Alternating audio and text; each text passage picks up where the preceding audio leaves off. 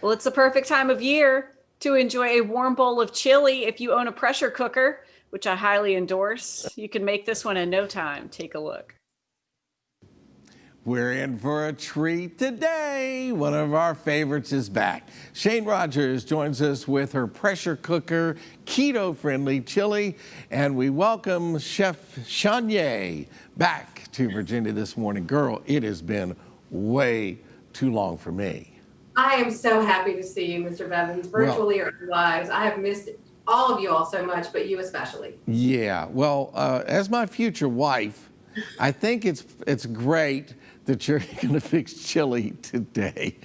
All right, so I've asked 1,000 times. We'll wait till the end of the show, and I'll ask one more time. One more time. One more time, and we'll see. And if you need me on my knee to propose, we can do that, Shayne, but it's never worked before. But here's one thing that does work. This keto-friendly and chili sounds like a natural to me. It is. The one thing that you're going to be missing, and it's kind of one of those things everybody fights about whether there should be beans or not in chili. And they're not in this because they're too high in carbs, even though they are delicious. And if you're not keto and you decide you want to throw a can of beans in, I'm all right with that. Shayne, I made chili last weekend, and, I'm going for the simplest thing I can do. And it looks like when you do this pressure cooker thing, it's even simpler and quicker. None of that 2 days, Right? melting together stuff going on. It happens pretty quick. It's very quick. It can be done in under an hour, probably closer to 40 minutes. And let's go ahead and get started. I've got the pressure cooker. Most pressure cookers have a sear function. So you can brown. So even though you're going to pressure cook it, you can still brown the meat. And we're going to start with a ½ pound of ground beef and get that going in there. Ooh, can you hear the sizzle?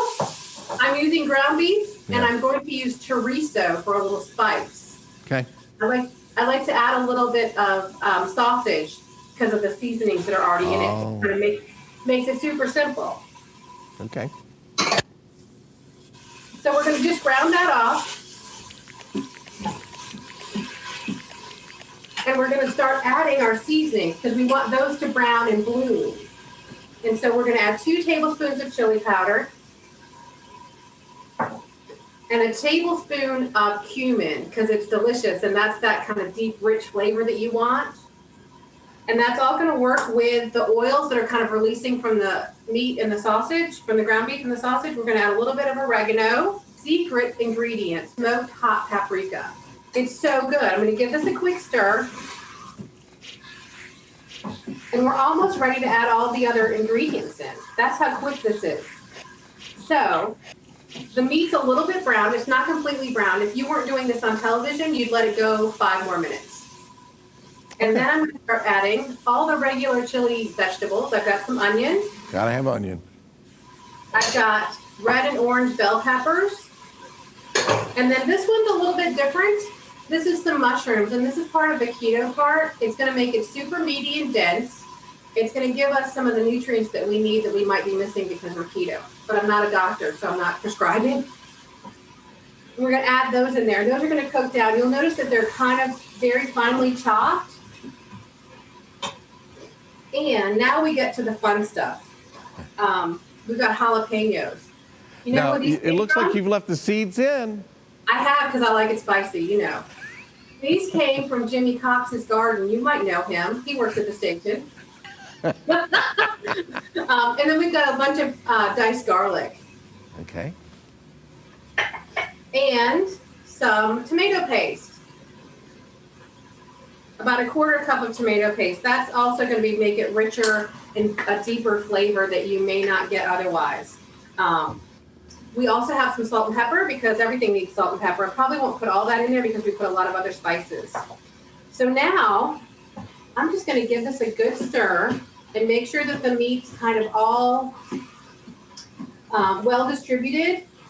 We're almost done. We're about to put the top on this. We have just a couple of other things to add. All right, wait a minute, Shayne. Hold on a second. Maybe I missed it.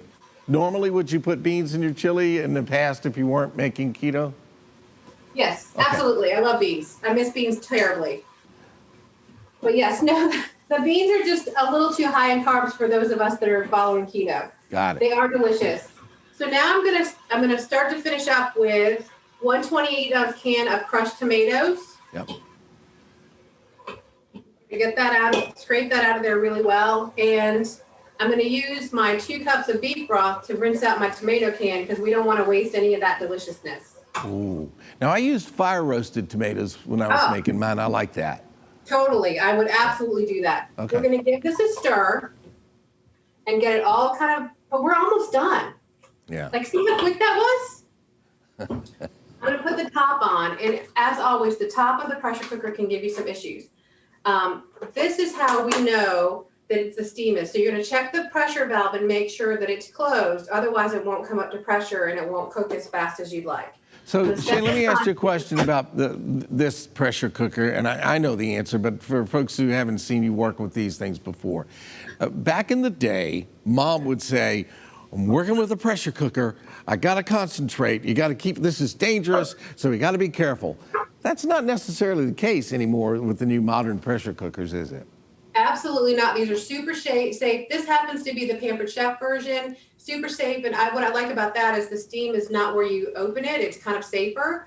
But yeah, the pressure cookers are kind of self-contained. They're really not as, like, I don't even think about it. The hardest part is learning how to set them sometimes because there's so many buttons. But so that's, I'm going to take this, I'm going to cancel this, and I'm going to take the sear off because I have the sear on to ground the beef, brown the ground beef, and I'm going to turn the dial to the stew setting, which is, I think, over there. Oh, there we go. And I'm going to just start it.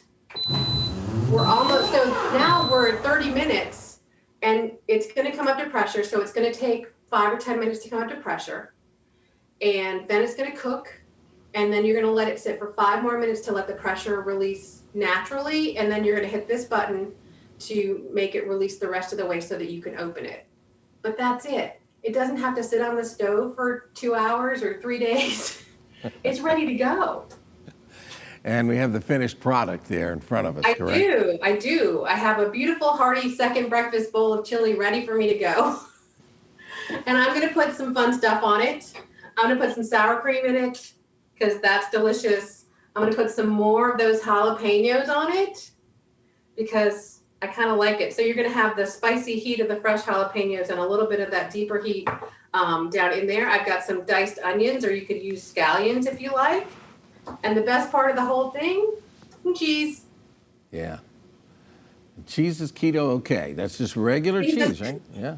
We can't eat as much as we might like. We do have limits on it, but we can eat cheese, and it is delicious. This dairy farmer's daughter is pretty happy about that. All right. All right. If I come over and clean up the crock pot and all the dishes, is the marriage proposal still on the table? It's totally on the table, Mr. Bevins. Woohoo!